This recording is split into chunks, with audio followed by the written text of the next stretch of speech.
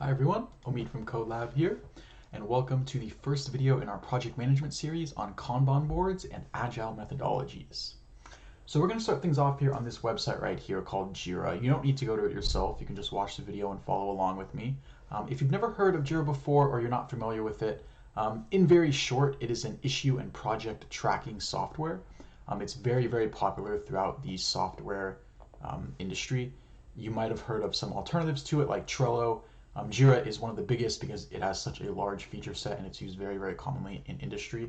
And it's actually what we'll be using here to track all of our project management in CodeLab. Now, we're going to have a separate follow-up video to this, kind of explaining how to use Jira and all of these specific features, so don't worry too much about that just yet. I'm merely showing it just so that I can sort of explain what a Kanban board is. So on the subject of Kanban boards, a Kanban board, in short, is a tool that's basically meant to help manage the status of particular issues or the entire project as a whole throughout their various stages. So this right here is a literal Kanban board, and as you can see here, we have 5 sort of separate columns. We have one called the backlog, the get next, in progress, ready for review, and done.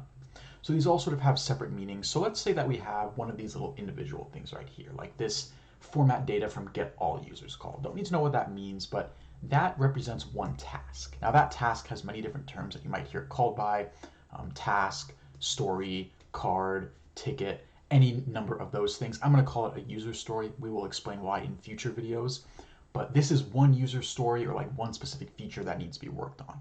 And we can actually track its status throughout the entire duration of it being worked on.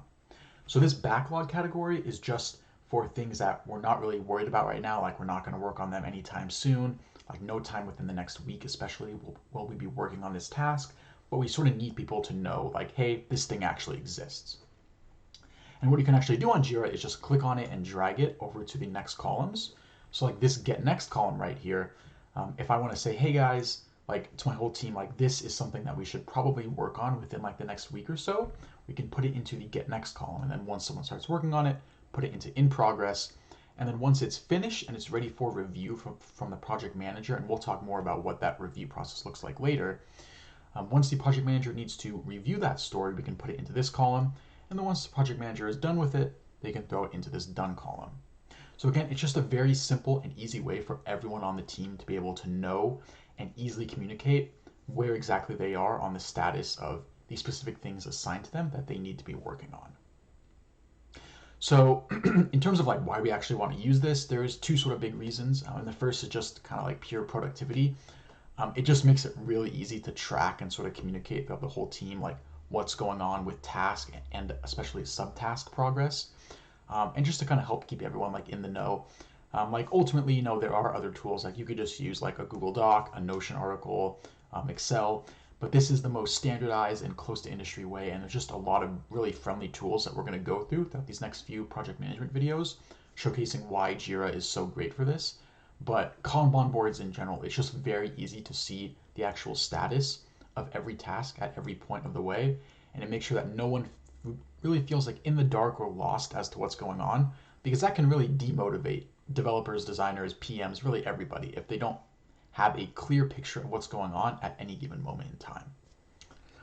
It also helps us improve on using the Agile, on using the Agile methodologies. So while we don't use Agile like really strictly here at CodeLab, like we're not too nuanced in the way that we use it, the basic definition is that Agile is a set of practices very commonly used throughout the software development industry that helps improve the software development lifecycle by promoting frequent revision of the projects throughout the whole entire software development phase. So there are these things called sprints where your team will meet every, say, 1 or 2 weeks, and Agile encourages these frequent meetings where the project and what is currently being worked on is constantly revised and the software is allowed to evolve. So it's like a polar opposite to having 1 or 2 meetings like at the start before starting coding on your project and just saying, okay, we're going to work out how every single thing should look at every single week. This is exactly how every single story will look. Every single feature should be built. This is it. Build it. We're not going to change it. It's pretty much like a polar opposite. It's saying, let's sketch some high-level stuff out in the beginning. This is sort of like our end goal. But as we go week to week and we slowly see how the product actually comes to life and how difficult or easy it is to build certain feature sets, we can keep sort of moving the goalposts constantly and saying, okay, for this week, I think we can work on these features. And now let's figure out how the specifics of them being implemented will look like now that we know how all of the stuff before it has been built out. It's really just super helpful. It makes the process very easy to kind of pivot or move as things change, because obviously with building software, like what you know on day one is very different than what you know on, say, like day 30, and things just change really, really often. But Kanban boards specifically, they help us achieve a very easy way to track that process, because ultimately it does get a little bit hectic constantly moving a lot of this stuff around, and Kanban boards make it very easy to tell exactly where we are at any given stage in that process. And it just makes it really easy to sort of manage all those tasks and tell who exactly is doing what. But that is it for our first video in the project management series, and hopefully I will see you all in the next one. Thank you.